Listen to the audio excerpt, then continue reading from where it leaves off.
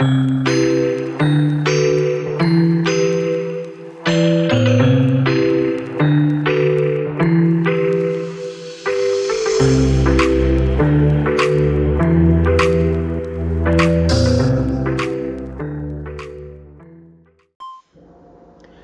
y'all, this is Marla K. Hope everybody is doing well.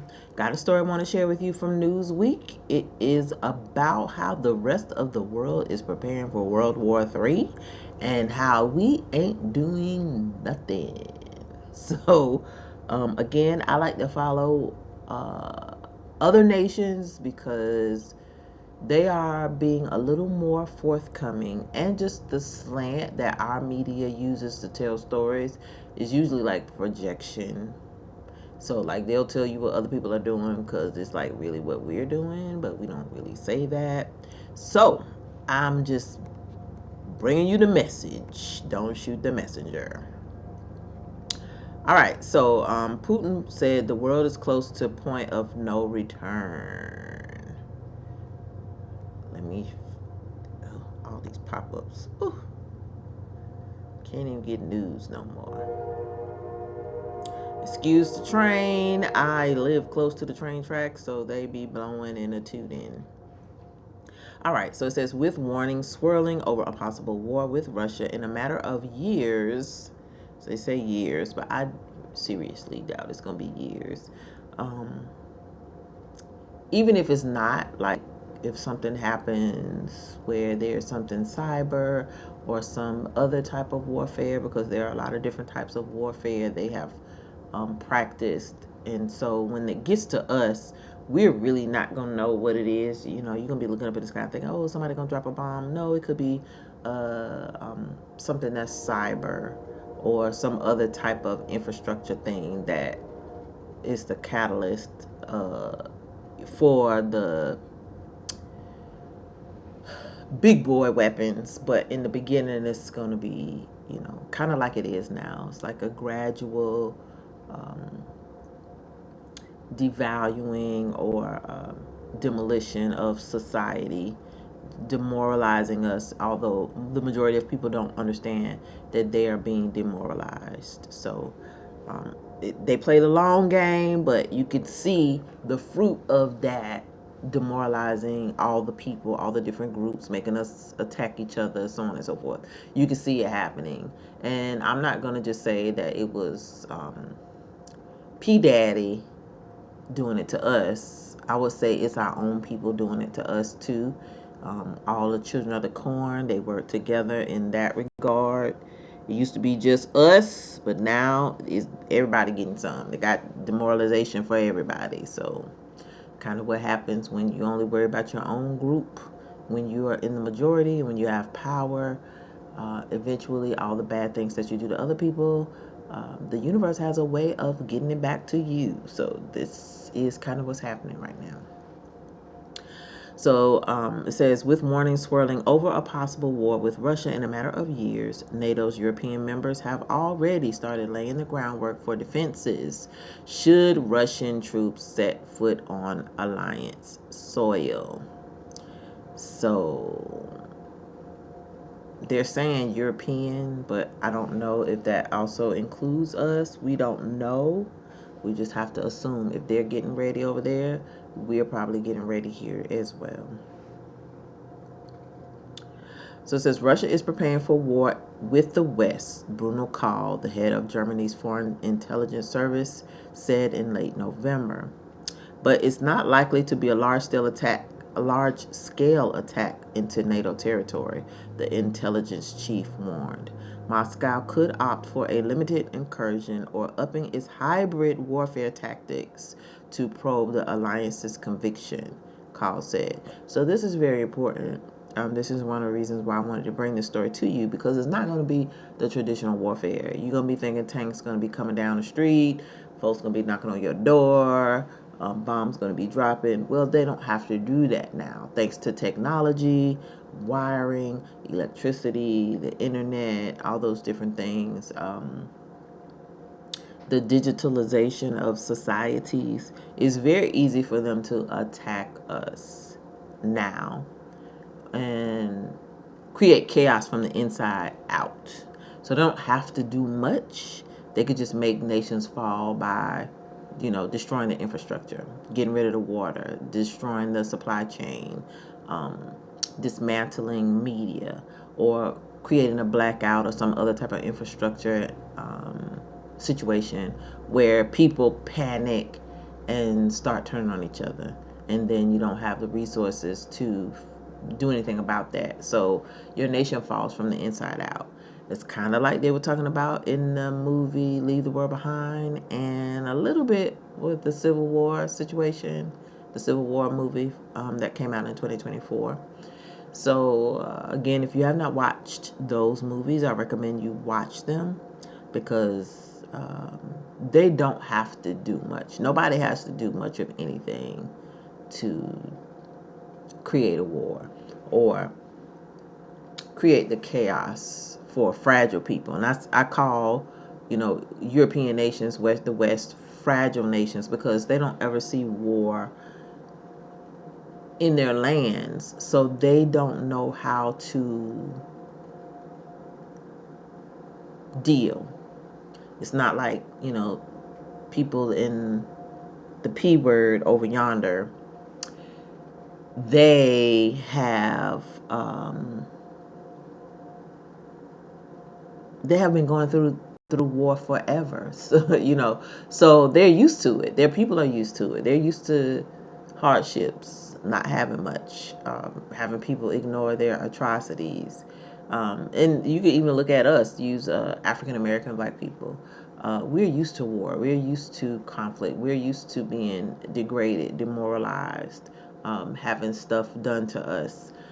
But other nations are not, especially the children of the corn nations. So they've been comfortable for quite some while, for quite some time, going into other nations, but not having any nation have the power or the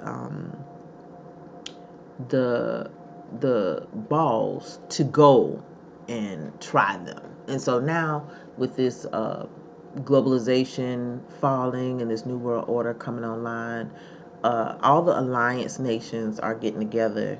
I'll call them the global south, or the brown nations, black and brown nations, have gotten together and they're getting ready to test and try the children of the corn nations. So they don't need to use the traditional warfare, tanks, guns, troops.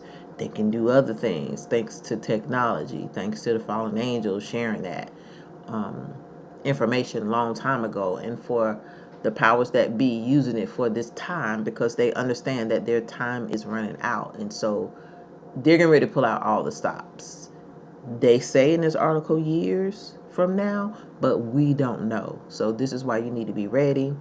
And even though they say this is happening in Europe, it could happen here too because we're a NATO nation. We're a NATO partner. We're a NATO member. So don't think just because they say Europe to me just mean white people. White people is doing the most. So we stuck with them and we got to prepare. We are collateral damage, and so we need to be aware of what's happening anywhere on the planet, especially where NATO is concerned, because if other nations are gathering up to attack NATO members, we're a NATO member as well. So it says, but Moscow could opt out for. Oh, I already read it. I'm sorry.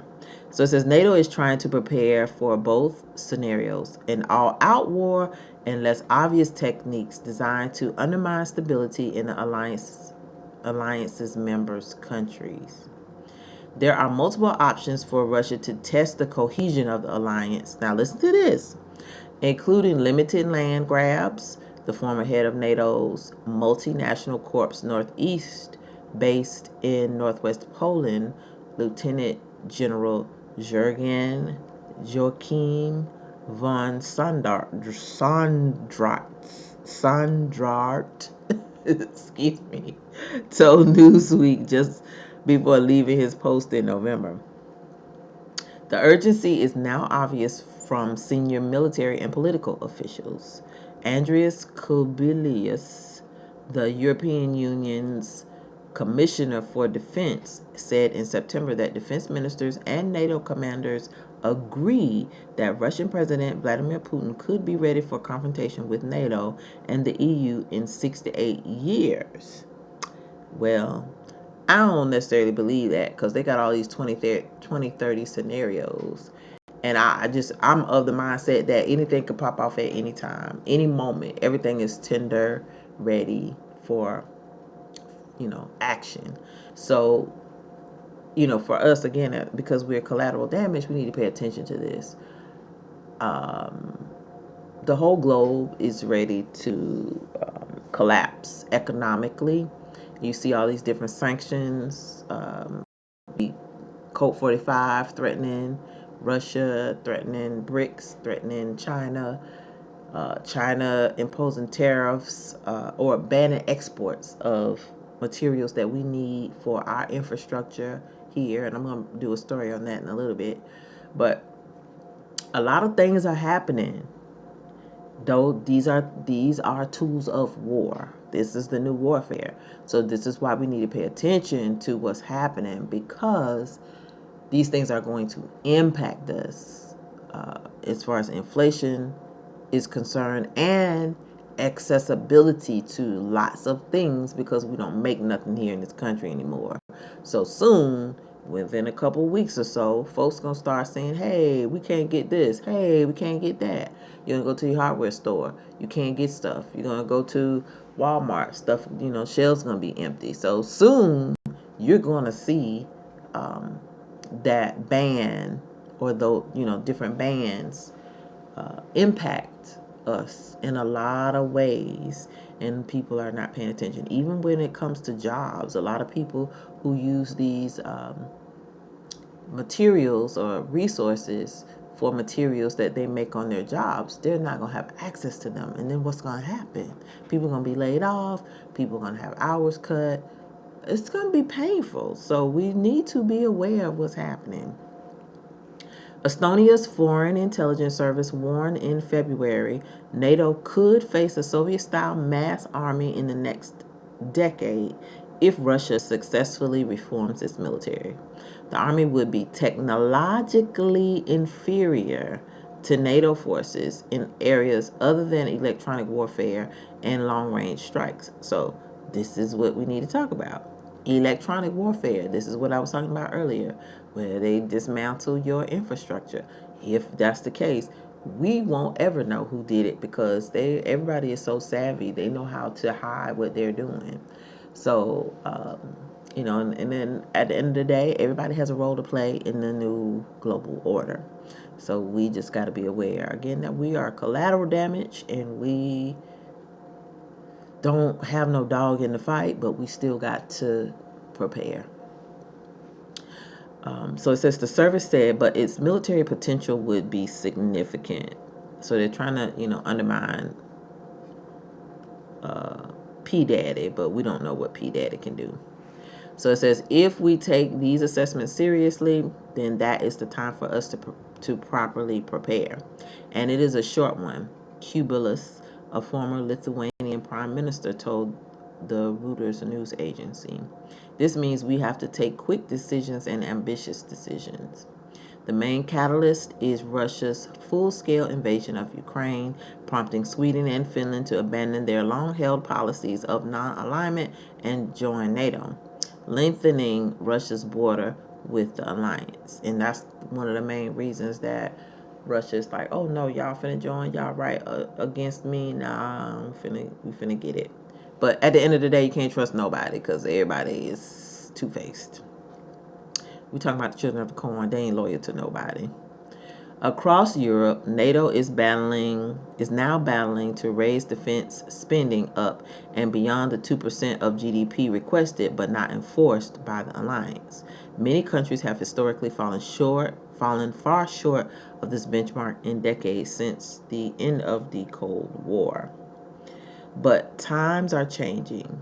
European nations have pledged to meet or exceed the target, and officials and experts broadly expect the incoming administration of President-elect Donald Trump to double down or pressure on Europe to increase military spending further, because right now America is paying for all of NATO stuff and we can't afford it. That's why the people up in the mountains sleeping outside in the tent and it's cold, like below freezing.